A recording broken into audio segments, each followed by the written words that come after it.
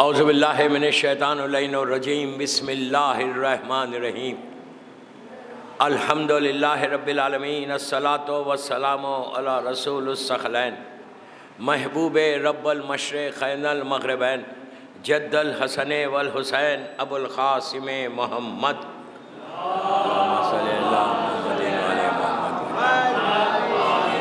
وعلی اہل بیتہ طیبین الطاہرین المعصومین المظلومین بسم اللہ الرحمن الرحیم انی سلمن لمن سالمکم و حرب لمن حاربکم الی یوم القیامہ۔ صلوات پڑھیں محمد علیہ۔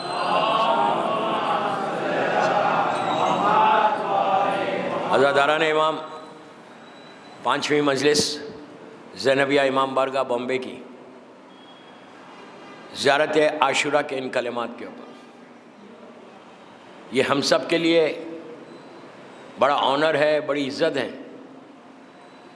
کہ ہم کو چنا گیا عزاداری حسین کے لیے۔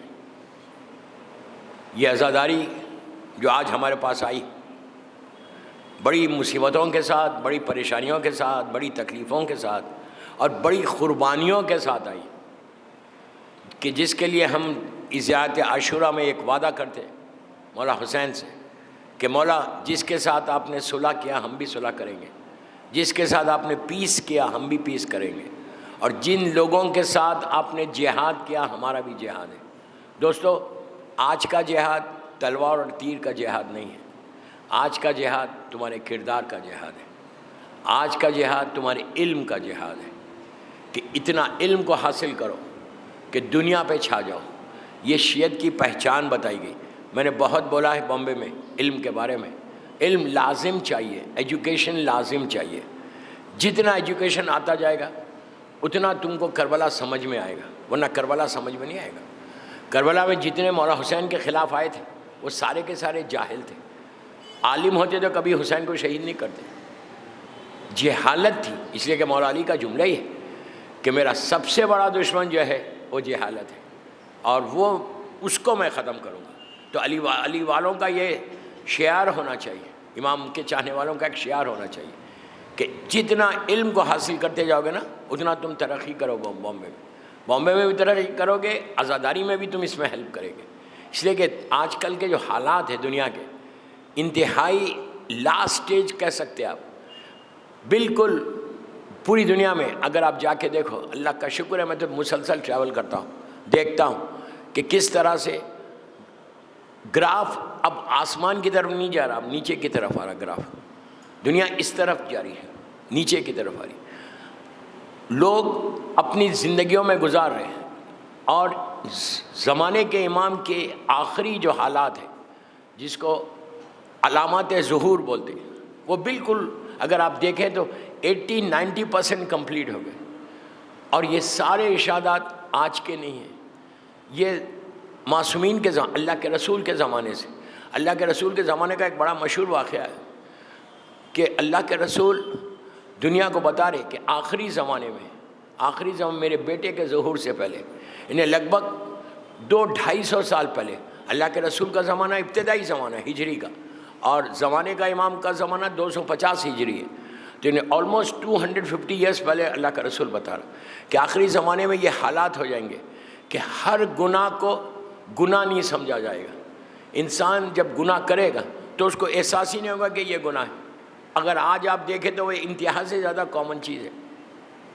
اب انسان گناہ کو گناہ نہیں سمجھتا، ہم کرتے جائیں جو چاہیں۔ مثال کے طور پہ نماز قضا ہو رہی، ہم کو فیلنگس ہی نہیں ہے کچھ، ہم ہر چیز کر رہے، کھا رہے پی رہے سب کر رہے، لیکن نماز کو ہم کو قضا کرنا ہے، یہ فیلنگس کو ختم کرنا۔ نماز تو میں نے ایک مثال دی، ساری چیزیں لوگوں کے بارے میں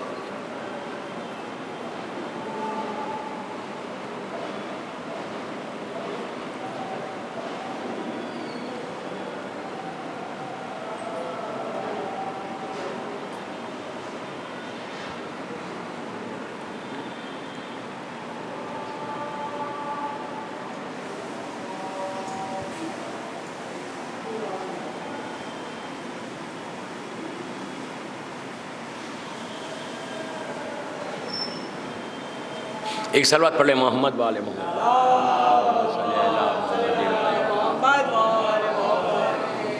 جو میں بات کر رہا تھا کہ آخری زمانے کی جو علامات ہیں یہ ساری کتابوں میں ملیں گے آپ کو، کہ امام کے آنے سے پہلے دنیا کے حالات، یہ جس دنیا میں آپ ہیں، اور جتنے ارشادات ہیں یہ سارے معصومین کے ابتدائی زمانے کے، مولا کے ارشادات ہیں، اللہ کے رسول کے ہیں، چھٹے امام کے ہیں، مولا حسن، مولا حسین، سارے اماموں نے کہا کہ میرے بیٹے کے آنے سے پہلے جو حالات بدلیں گے.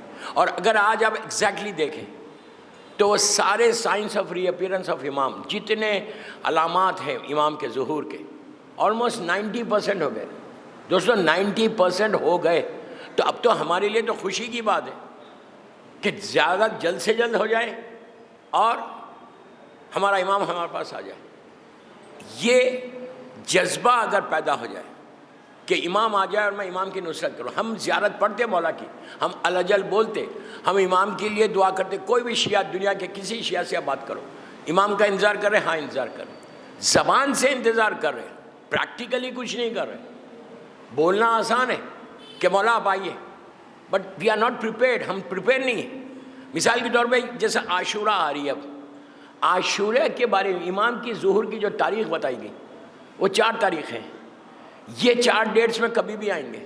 یہ 4 تاریخ، میں کوئی ڈیٹ فکس نہیں کر رہا، ڈیٹ فکس کرنے والا جھوٹا ہے. میں کوئی ڈیٹ فکس نہیں کر رہا، میں آپ کو بتا رہا کہ حالات جو بدلیں گے، جو ڈیٹس آئیں گے. مثال کے طور پہ 5 دن کے بعد عاشورہ ہے. آج 5 محرم ہے، 5 دن کے بعد عاشورہ ہے.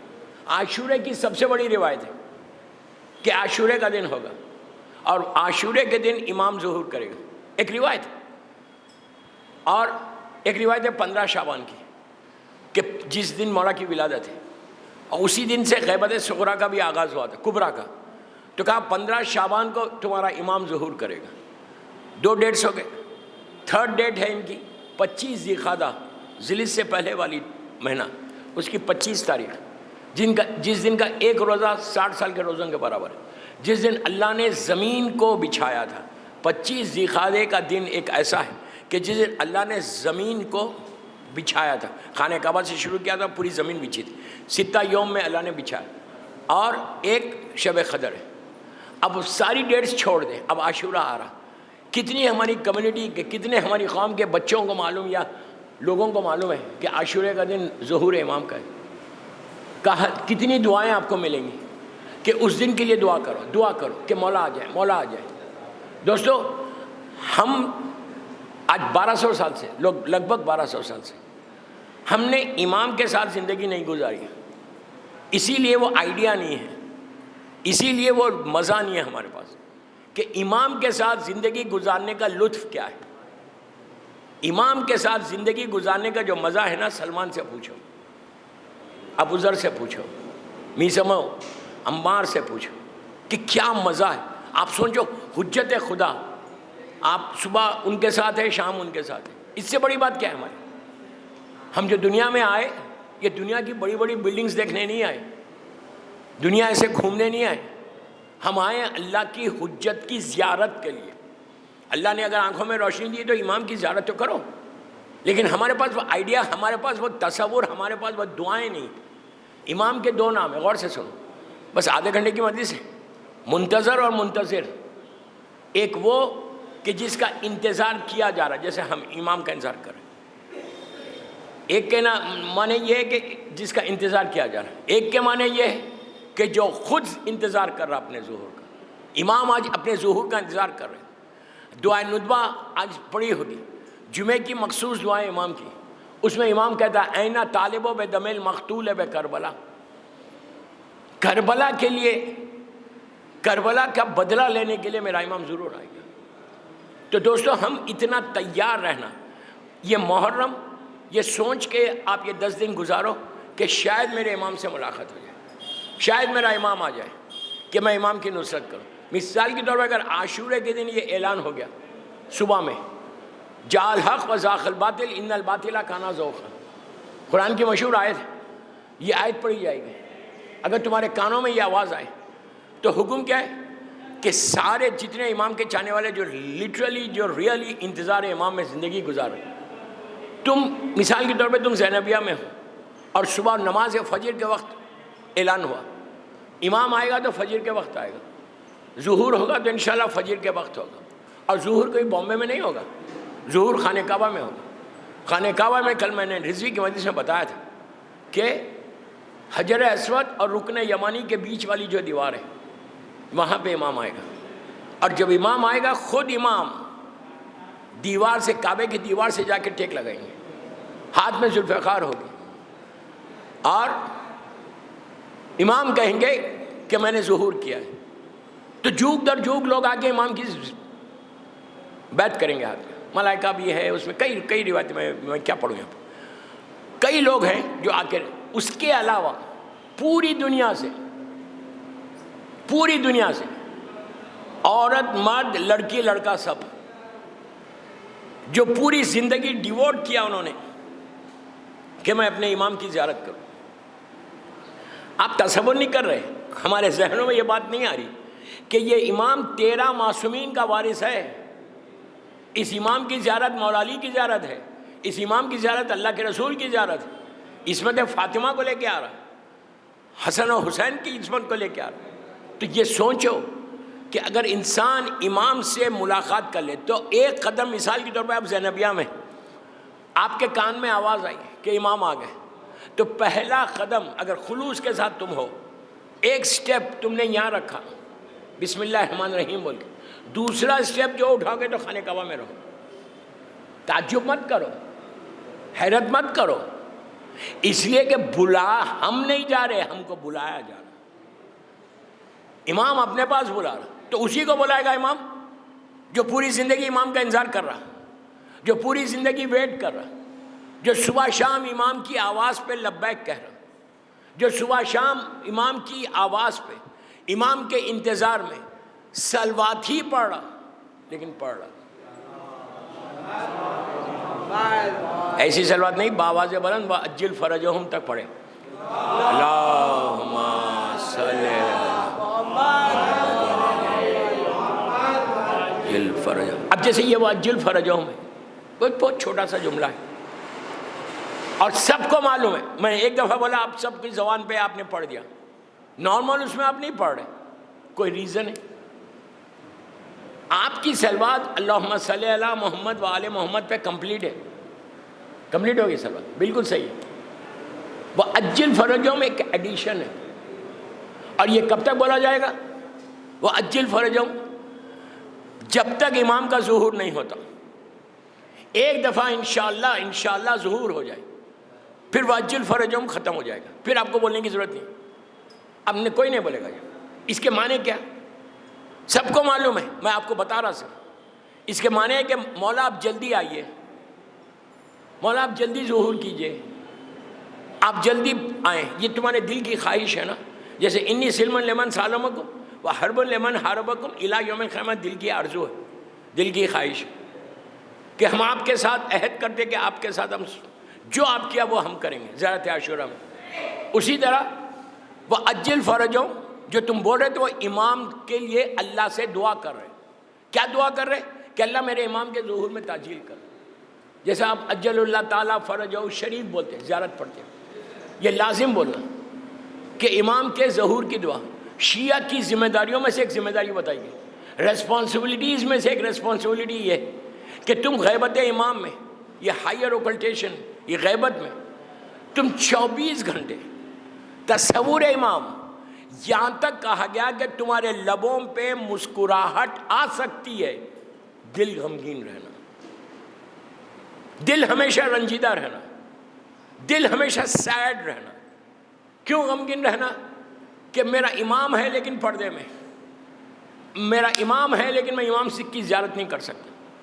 آج جو کربلا زندہ ہے نا، آج جو آپ عزاداری سکون کے ساتھ کر رہے ہیں نا بامبے میں یا پوری دنیا میں، یہ ان کی نظر کرم ہے جو کر رہے ہیں، یہ ان کا پروٹیکشن ہے جو ہم کر رہے ہیں۔ زمانے کا امام عزاداری ہو یا شیعہ، ہم سب کو ایک پروٹیکٹ کر کے رکھا ہوا ہے۔ ٹھیک ہے ہم گناہگار ہیں لیکن پروٹیکشن تو ہے امام کا۔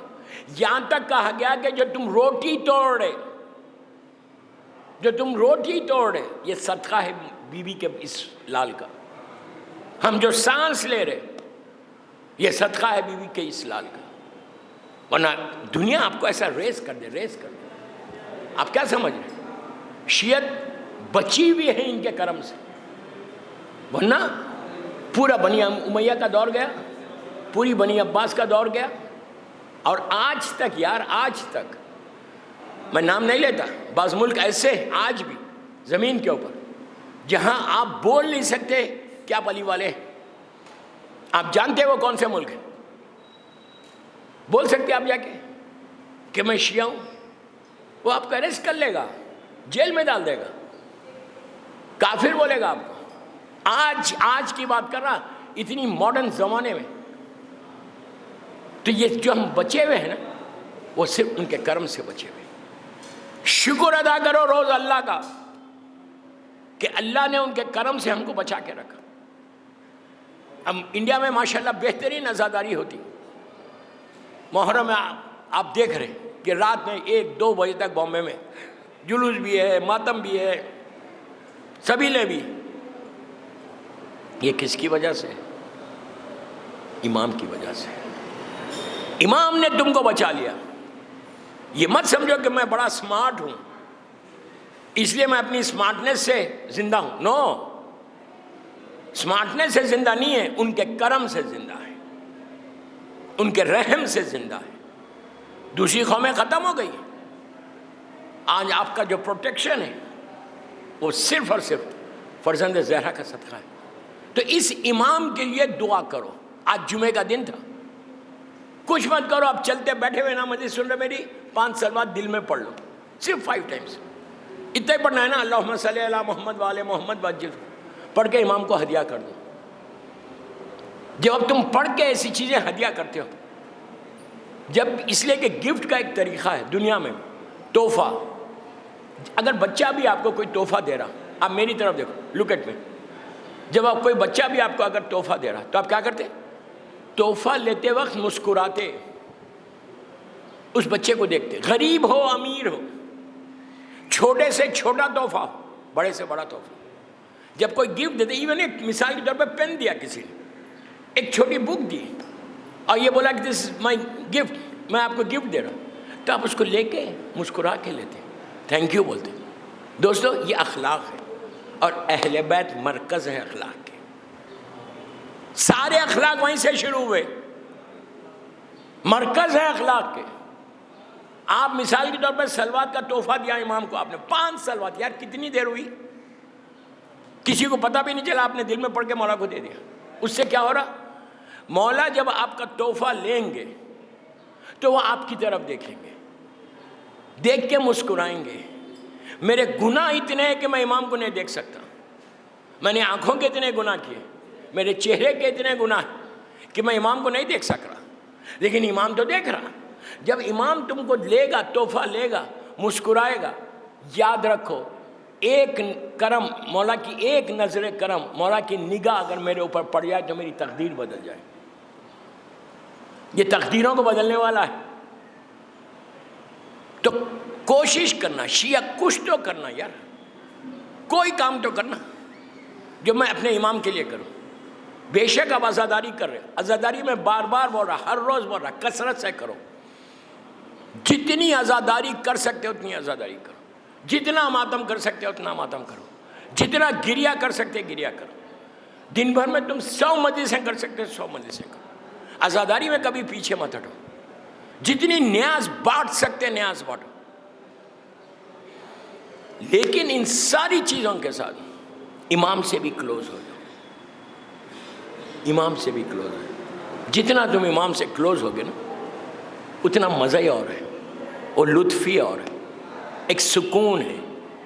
ہزاروں بیماریوں سے انسان بچ جاتا، مجھے نہیں معلوم کتنی بیماریاں میرے جسم کے اندر ہیں، اگر امام کی نظر کرم ہو جائے تو ساری بیماریاں ایک لمحے میں دور ہو جائیں۔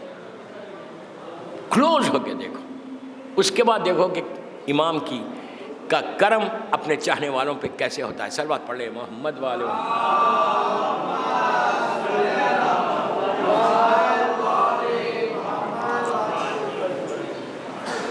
مولا آباد رکھے، جہاں جانا نا، جب صلوات پڑھنا، مسجد میں، نماز میں، مجلسوں میں، ہمیشہ عجل فرمایا. زور سے بولنا. کیوں بولنا زور سے؟ جو تمہارے بازو بیٹھا ہوا ہے نا، ہو سکتا ہے وہ بھول گیا، تمہارے بولنے سے وہ بولے گا. وہ بولے گا تو اجر تم کو ملے گا، ثواب تم کو ملے گا، اس لیے کہ تم ذریعہ بنے. ہمیشہ کوشش کرو نیکی کے لیے ذریعہ بنو، خود بھی کرو اور لوگوں کو بھی امر بالمعروف کرو. اس لیے کہ کربلا کا پیغام ہی امر بالمعروف ہے. زیارت وارثہ میں پڑھتے ہو اشہد انک قد اقمت الصلاۃ و آتیت الزکاۃ و امرت بالمعروف ونہیت عن المنکر، کہ مولا میں گواہی دیتا ہوں کہ آپ نے نمازوں کو قائم کیا، میں گواہی دیتا ہوں کہ آپ نے زکوٰۃ کو ادا کیا. پھر ہم مولا حسین کو بولتے ہیں کہ مولا میں گواہی دیتا ہوں کہ آپ نے امر بالمعروف کیا اور آپ نے نہی عن المنکر کیا. یہ زیارت وارثہ کی جملے. ہمیشہ کوشش کرنا 24 گھنٹے میں کوئی ایک کام ایسا کرنا کہ جس سے کربلا کی جیت کا اعلان ہو، مقصد حسین کا بات آئے. یہ امر بالمعروف کرنا مقصد حسین کو پورا کرنا ہے، سب سے اچھی چیز. بس دوستوں میرا ٹائم ہو گیا. مولا آپ کو آباد رکھے، سلامت رکھے. حسین اس کریم کا نام ہے، اس رحم کرنے والے کا نام ہے، اس مظلوم کا نام ہے، اس غریب کا نام ہے. میں ہمیشہ ایک بات کہتا ہوں، حسین غریبوں کا غریب امام ہے، مظلوموں کا مظلوم امام ہے. اتنا مظلوم ہے کہ ایک دوپہر میں پورا گھر اجڑ گیا حسین کا. ایسا اجڑا کہ اب قیامت تک بی بی کا گھر کبھی آباد نہیں ہوگا. ظالموں نے صرف حسین کو شہید نہیں کیا بلکہ حسین کے ساتھ حسین کے چھوٹے چھوٹے بچوں کو ذبح کر دیا. آج 5 محرم ہو گئی، کتنی تیزی کے ساتھ یہ دن گزر رہے. 4 دن اور باقی رہ گئے، پھر وہ قیامت کا دن آ جائے گا.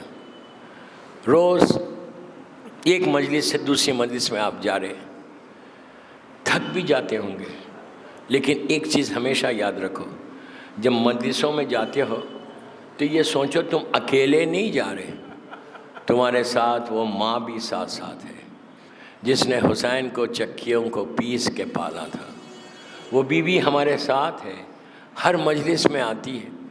اور آج اس عزاخانے میں اس شہید کا ذکر ہے کہ جس کی آواز پر حسین ضعیف ہو گیا تھا.